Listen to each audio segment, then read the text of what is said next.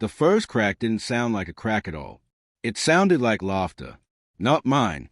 Not my husband's. It drifted down the hallway, soft, breathy, too intimate to be innocent. I froze at the threshold of our bedroom, my hand hovering over the light switch, pulse thudding loud enough to drown out every logical thought that begged me to turn around, pretend I hadn't heard anything, pretend the world was still intact. But the laughter continued. A whisper, a low, hush moan. My stomach hollowed out. I stepped inside. Ethan wasn't supposed to be home. He was on a late shift, and his best friend, Mark, the man whose laugh I had just heard, was definitely not supposed to be in our house. I moved slowly, quietly, each footstep trembling beneath me as if the floor itself was warning me to stop. But I couldn't stop. The air was heavy with warmth, with breath, with something invisible but sharp enough to slice skin. Then I heard her voice. My wife's. Stop. Mark, stop. Ethan could come home. My name. In that tone. Not fear. Not guilt. Thrill. The next sound was a soft thud of a body against the wall. A stifled gasp, haze, followed by a low groan. His. A rhythm. A pace. A betrayal humming in the dark. I didn't turn on the lights. I didn't scream. I didn't even breathe. I just stood there, listening, feeling myself fracture in slow motion. I don't know how long I stayed. 10 seconds? A minute? Time was a glitching film reel. And then, as suddenly as I had arrived, I walked out. Not a word. Not a sound. Cold. Controlled. Dead. Because if I opened my mouth, I knew the scream would never stop. 8 hours earlier, the day had been ordinary. Ordinary is dangerous. It lulls you into thinking the world makes sense. Lena kissed me goodbye that morning, soft, rushed, distracted. I told myself the lack of warmth was because she was tired. She'd been tired for weeks. Or distant. Or irritated. Or something I kept rationalizing away because love makes you stupidly optimistic. Mark had come by the office to visit me around noon. Big grin, loud energy, the usual effortless charisma that made him the center of every room. He clapped me on the shoulder. You and Lena should come out with me tomorrow night, he'd said. Got a new bar I want to show you. I didn't know then that hours later I would find him press against my wife in the dark, her breath caught between his teeth. If I had known, maybe I would have seen it. The little things, the long glances, the inside jokes, the sudden closeness. But hindsight is a cool storyteller. It always knows how to make you feel blind. Back in the car, after I left the house, I drove, no destination, no plan. Midnight city lights smeared across the windshield like tears I refused to shed. Anger hadn't hit yet. Heartbreak hadn't caught up. All I felt was nothing, a numbness so vast it almost felt peaceful.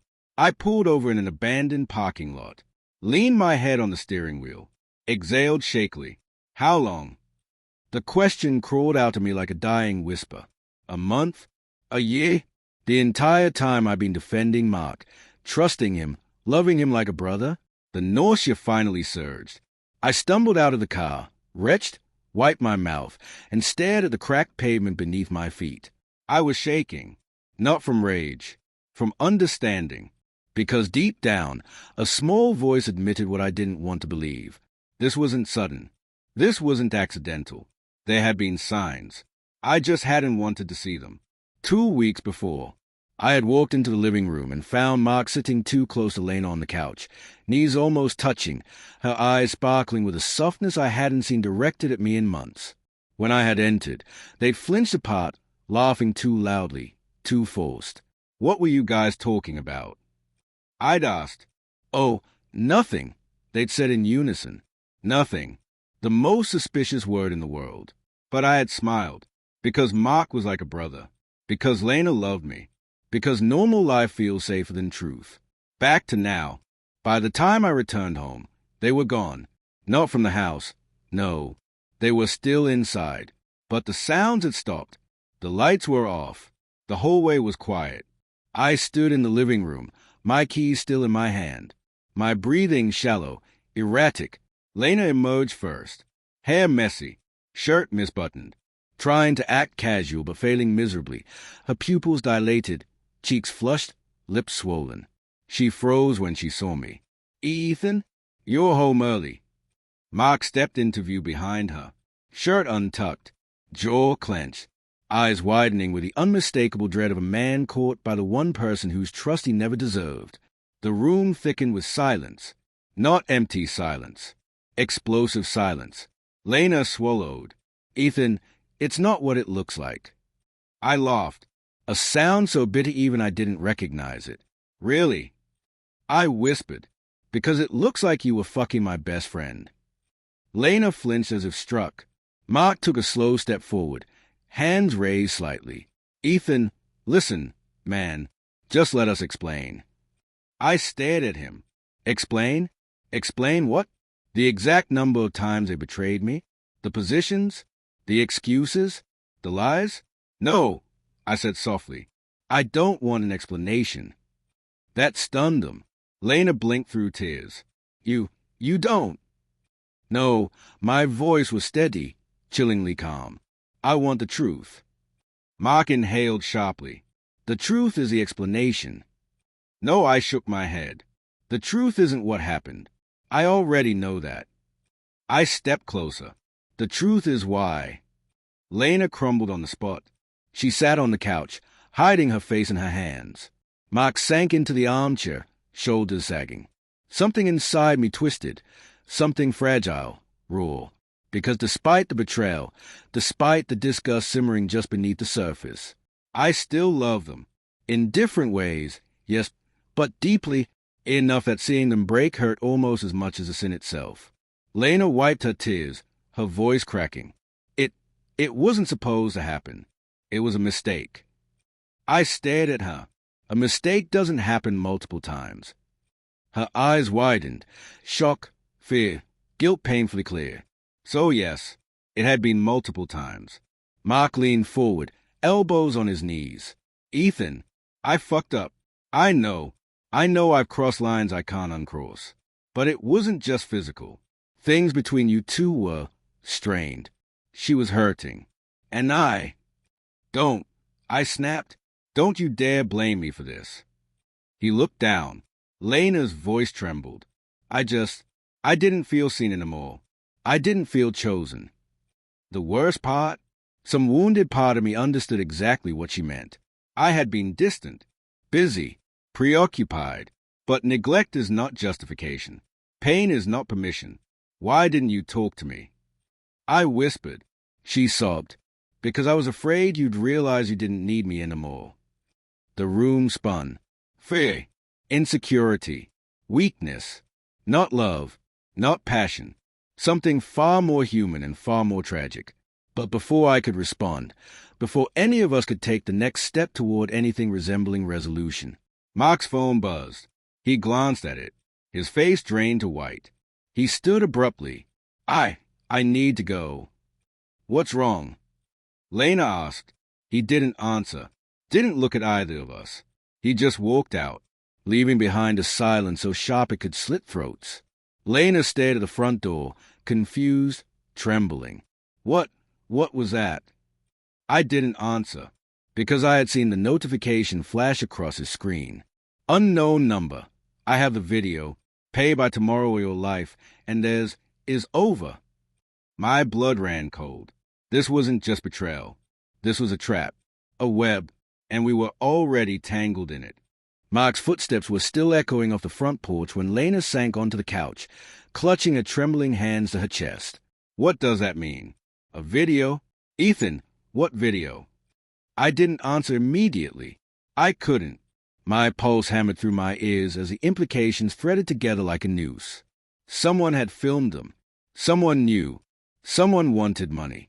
And now, somehow, all three of us were in danger. Lena wiped her eyes, desperation crackling through her voice. Tell me, please. I swallowed hard, forcing my voice to stay steady.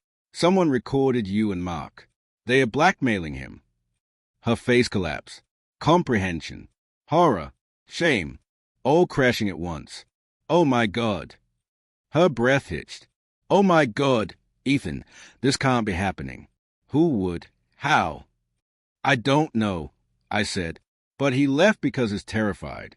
And honestly, he should be. She shook her head rapidly. No, no, no. This is my fault. I ruined everything. She broke off, choking on her words.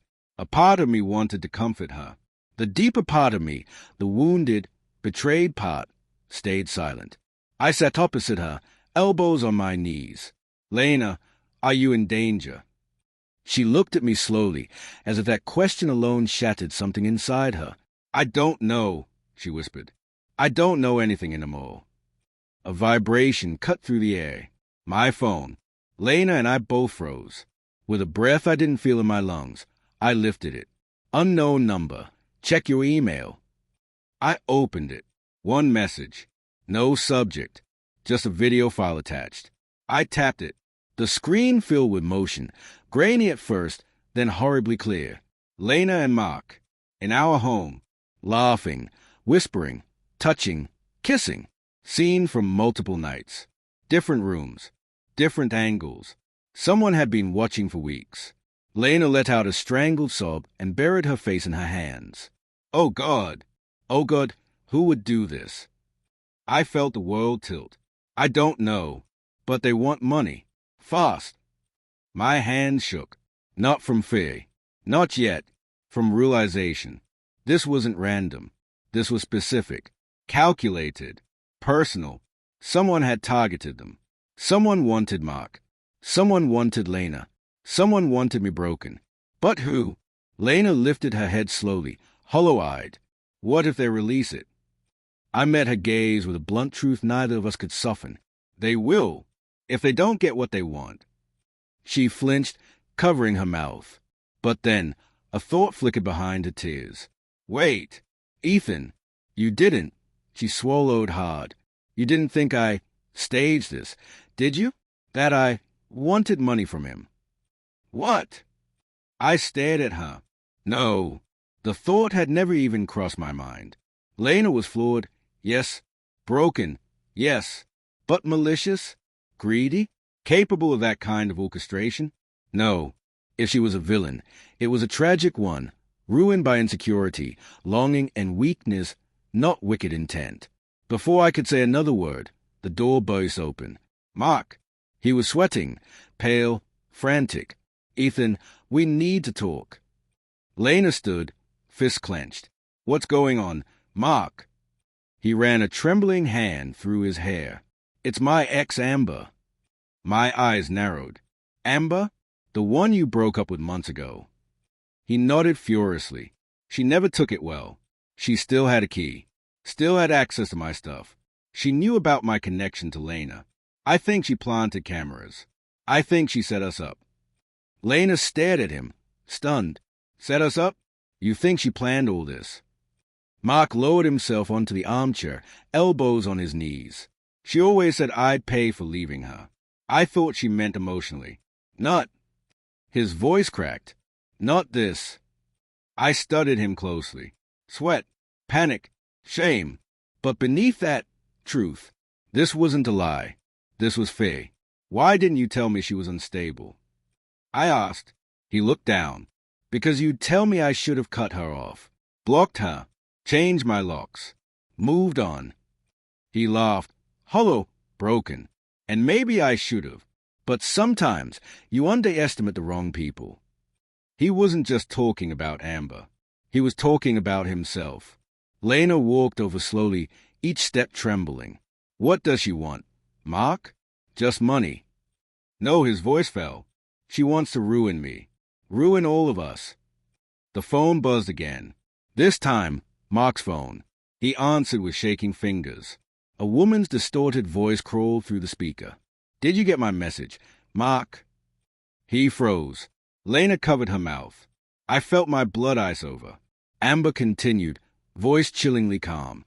If I don't receive payment by midnight tomorrow, that video goes to Ethan, his co-workers, your co-workers, Lena's family, and online, everywhere. Lena collapsed back onto the couch, sobbing quietly. Mark whispered into the phone, Amber, please, don't do this. Her laughter was sharp. Oh, sweetheart, you did this. All of you did. The call ended. Silence. A silence thick with dread. The devastating truth. I stood slowly, pacing the room, running through the pieces over and over. The affair, the recordings, the threats, the timing, the emotional chaos. And then something clicked. My footsteps stopped. Lena looked up at me, eyes red and swollen. "Ethan?" I turned toward them with a quiet, deadly clarity. "Amber wants to ruin all of us, right?" Mark nodded. "Yes." "But why?" I said slowly. "Would she send the video to me first?" Realization broke over Mark's face like a storm. Lena's breath caught in her throat. "Ethan, what are you saying?" I swallowed. She didn't want to just hurt Mark. I stared at the floor, at the shattered reflection of my life. She wanted to hurt me. Mark frowned. "But why you?" And then Lena's face changed. A small sound escaped her lips. Shock, dread, an old memory resurfacing. "What?" I asked sharply. She hesitated, voice trembling. "Ethan, before you and I got married, you dated Amber's sister. Remember?" I froze. My stomach dropped. That breakup had been messy. Not cruel, but final. And Amber had always hated me for it. Quietly, sharply, coldly. Lena whispered, "Maybe she never let it go." The room spun. Mark whispered, "So this is a revenge for the breakup with me." He looked up at me with widening eyes. "This is revenge for you." A chill shot through me. And to get to me, I whispered, "She used both of you." A trap, a well-designed one. She knew Mark was weak to attention. She knew Lena was weak to validation. She knew I trusted them both blindly. She had counted on betrayal, counted on infidelity, counted on secrecy, and she had been right. I sank into a chair as the truth settled like ash. Lena reached for me. "Ethan, please, say something." I looked at her hand, the same hand that had held Mark, the same hand caught in the video now being used as ammunition. Something inside me broke, quietly, cleanly. "I'm done," I whispered. She recoiled as if slapped. "Ethan." "You both made your choices," I said. My voice was calm, almost eerily steady. "You both gave her exactly what she needed." Mark lowered his head, shame swallowing his breath. Lena reached for me again. "Please, don't leave me. I'll do anything. I'll fix this. I'll—" "You can't fix what you broke," I said. "And you didn't just break us. You put us in danger." Her tears fell harder. I stood. "For now," I said, "we call the police. We report the blackmail. We let them track her. That's step one." Mark nodded numbly. Lena sobbed. "But after that," I said quietly, "you and I are done, Lena." She collapsed in on herself. "Ethan, please, please don't do this." I met her eyes. Painfully, honestly. "You betrayed me," I said. "But worse than that, you made it easy for someone else to destroy my life." The finality in my voice stunned even me. She broke. Completely. Mark didn't speak. He just covered his face, the weight of his own guilt pressing him into the chair. I walked toward the door, pausing only once. "Amber may have planned this," I said, "but you two wrote the script for her." And then I left. The night there hit me like ice. Sharp, cold, free. Behind me, through the walls of my once safe home, I heard Lena's sobs break into pieces. Ahead of me was chaos, police reports, fallout, truth-telling, endings. But beneath that darkness, something unexpected stirred. Not hope, not yet. Clarity. And clarity, after betrayal, is its own kind of rebirth.